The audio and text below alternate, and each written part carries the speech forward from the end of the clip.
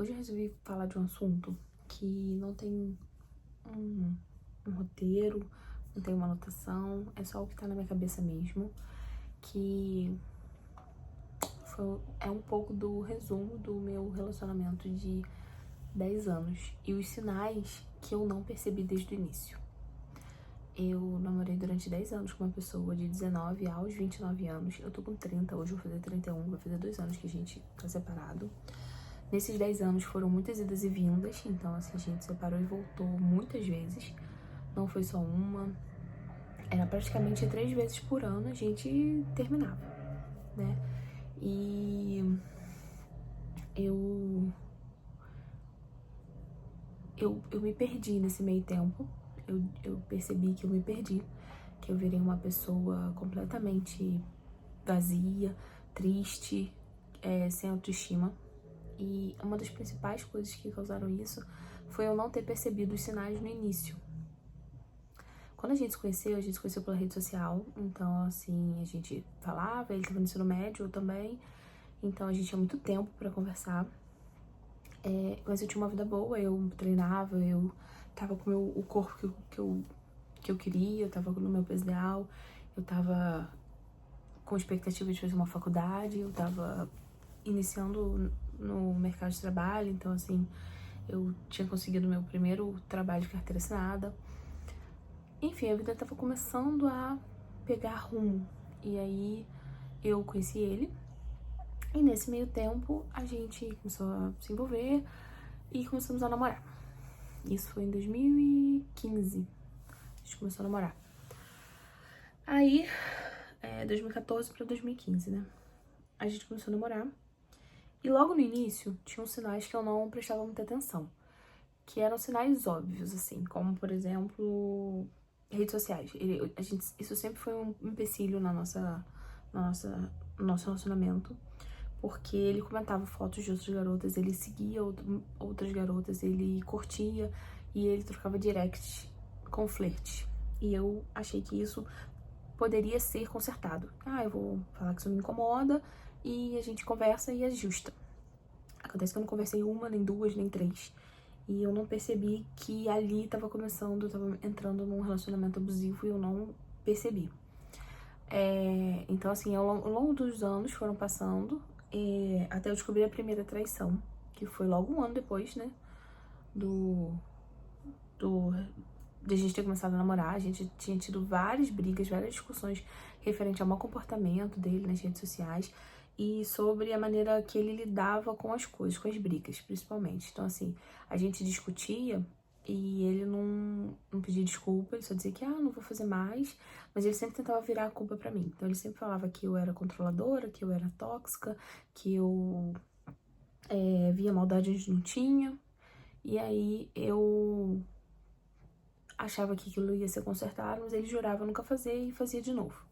Então eu passei a virar uma fiscal da rede social dele.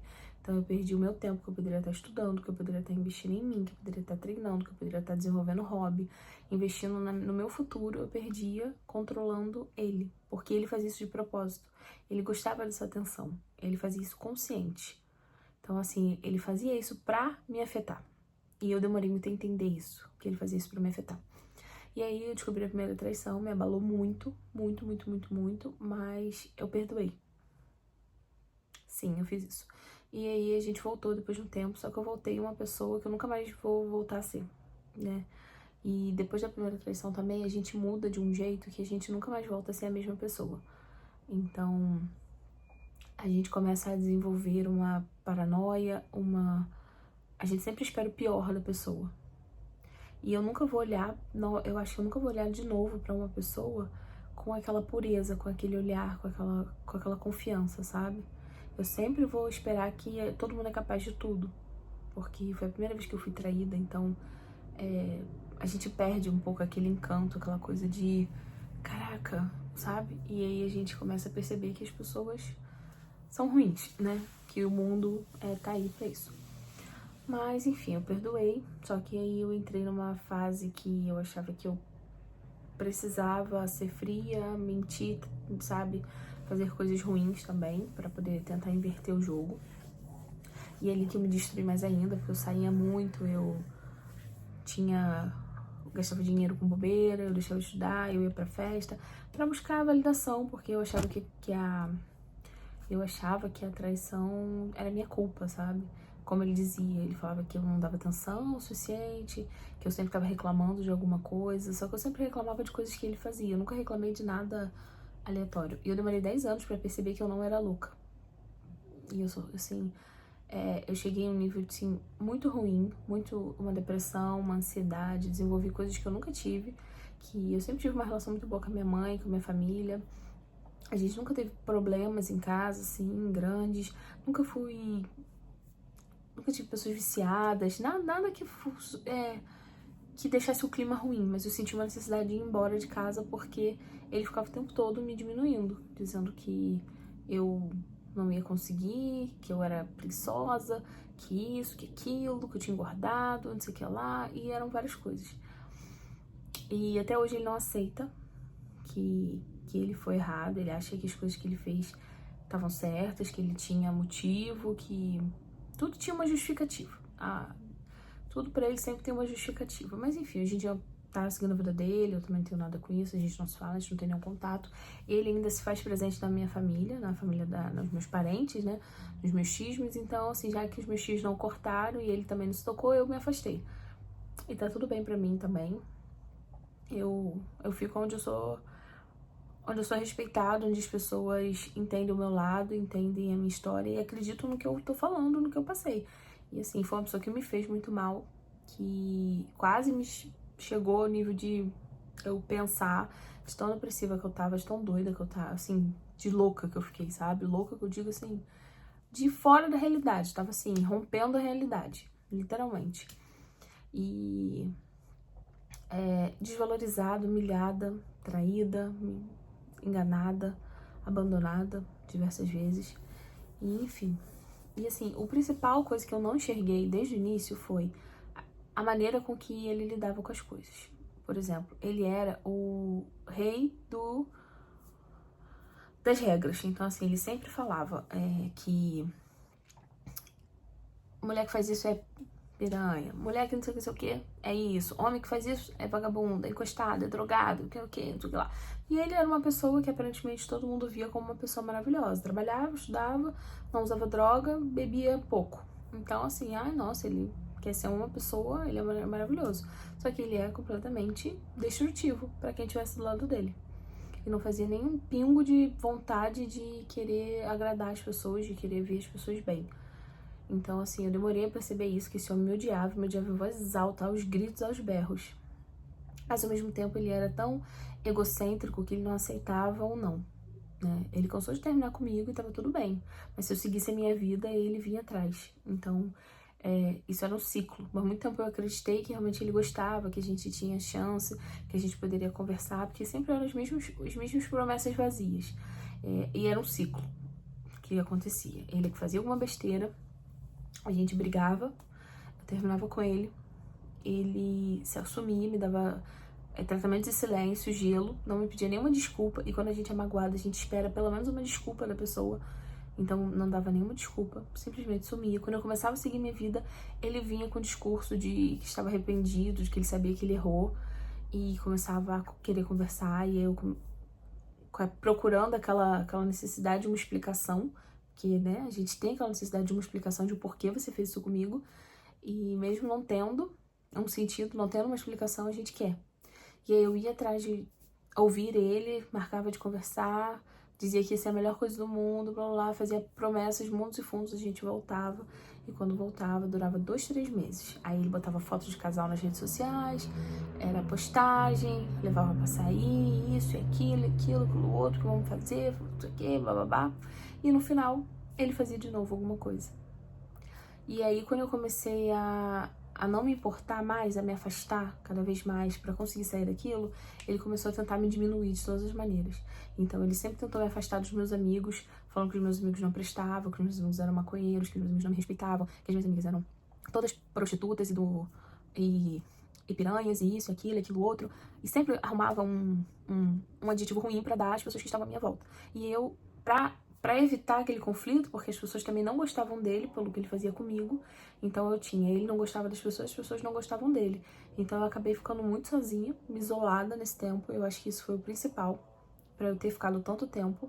Então, quando eu comecei a ter, troquei de emprego, que foi depois da pandemia, 2022, que eu conheci as meninas do meu trabalho, que a gente convivia o dia todo, e eu comecei a expor as coisas que eu vivia pra elas, e elas começaram a me dar uma outra opinião, eu consegui sair. Que aí foi quando eu consegui enxergar, e foi que a gente terminou a primeira vez, assim, de ficar bastante tempo, a gente ficou um ano separado. Nesse ano eu saí, vivi, voltei pra igreja, fiz muita coisa, e eu consegui enxergar como que eu ficava bem longe dele, sabe? Então, assim, eu fiquei 10 anos com uma pessoa, quase 10 anos, né? Nesse tempo, eu não consegui tirar minha habilitação, porque ele nunca me incentivava. Ele torturava tanto a minha cabeça que eu não tinha capacidade de conseguir estudar, porque todo dia era um estresse, era um problema, eu tinha que estar sempre vigiando. E quando eu não estava vigilante, que eu, assim, ele queria sempre ter a atenção voltada para ele. Então, assim, quando eu não estava controlando ele, que eu estava ali vigiando, controlando, porque ele estava fazendo alguma coisa, eu tava ali perdendo meu tempo, ele fazia o contrário. Então, assim, quando eu falava assim, não vou mais me importar, não vou mais ligar, faz o que você quiser, e realmente conseguia largar de mão e só seguindo a minha vida e fazendo as minhas coisas, ele começava a me acusar das coisas. Então, ele começava a dizer que eu tava mentindo, que eu tava enganando, que eu tava escondendo o celular, que eu tava traindo, que eu tava isso, e ele começava a me dar tratamento de silêncio, me dava...